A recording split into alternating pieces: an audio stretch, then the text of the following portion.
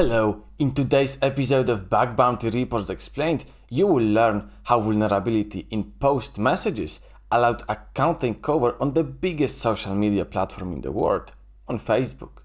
The vulnerability was found and reported by Yusuf Sumuda, who got $25,000 for it. Link to his blog post is in the description. This episode is also sponsored by Intigriti. It's a European bug bounty platform that does a lot to make the bug bounty community great. Their weekly bug-based newsletter is the best source of tutorials and write-ups, and I recommend it every time someone asks me where do I find all those reports for my videos. On their blog you can also find tutorials for tools and interviews with hackers. Sign up now at gointigriti.com/bbre and start hacking now.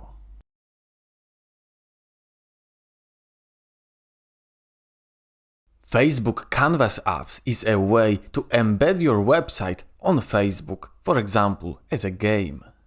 There are a few options, and one of them is that app owner's website is opened inside an iframe. Then a post request is sent to that iframe from page proxy endpoint. This endpoint creates a form using data from postMessage and forwards it to the iframed website using a post request. It kinda exchanges a post message to normal HTTP request. Now, what actually is postMessage? It's a browser mechanism that allows websites from different domains to communicate with each other. A popular use case for that is iframe communicating with its parent. This page proxy website listened for incoming post messages. And based on the parameters received, it creates a form on the website. Among others, those parameters control form action. It's a special URI to which contents of the form are sent.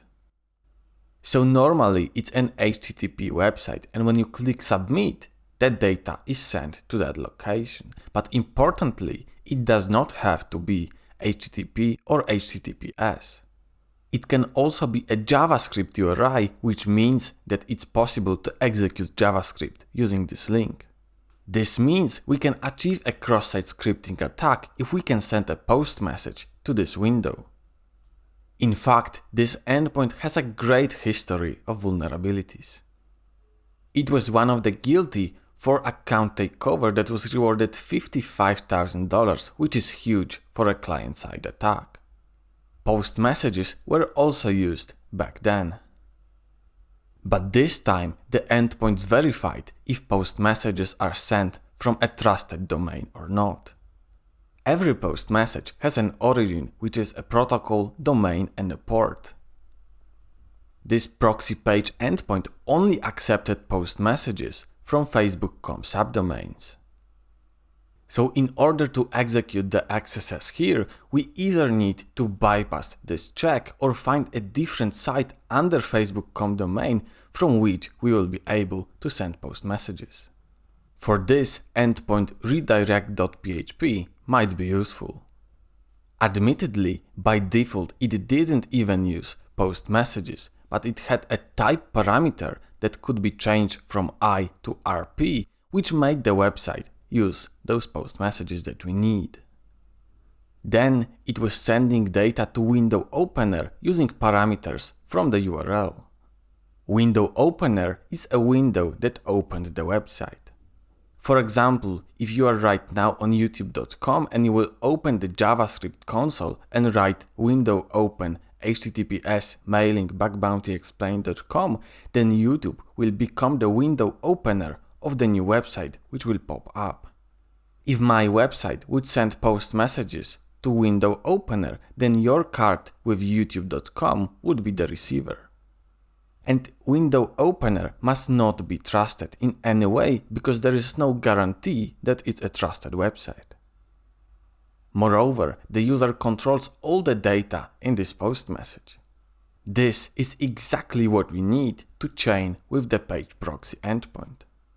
However, it's not that easy, because post messages are validated on both sides.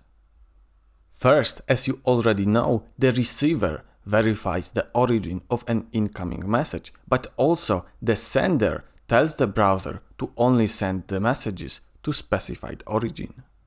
For redirect PHP, the target origin was our.intern.facebook.com. This website is not publicly accessible.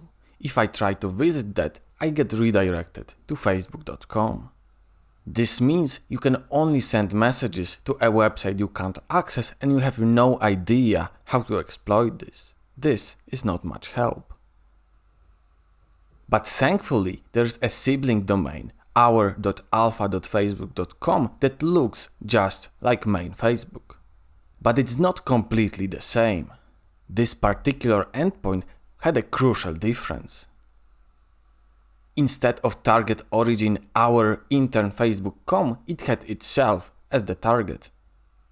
And since it's a copy of Facebook.com, it's a very good news, especially that proxy page website also existed on this sibling domain. This is exactly what we needed, and it makes the whole attack possible.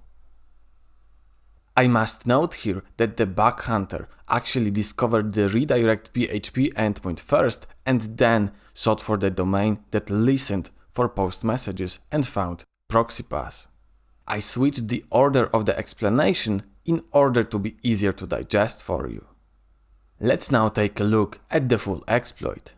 This is a client-side attack. It means that we will need a victim to visit our website while logged in to Facebook at the same time. We need the ProxyPass website to receive the post message from redirect.php. And redirect.php sends the message to window opener, so we need it to be opened by the ProxyPass website. But the question is how to make this happen when we don't control the HTML on page proxy website.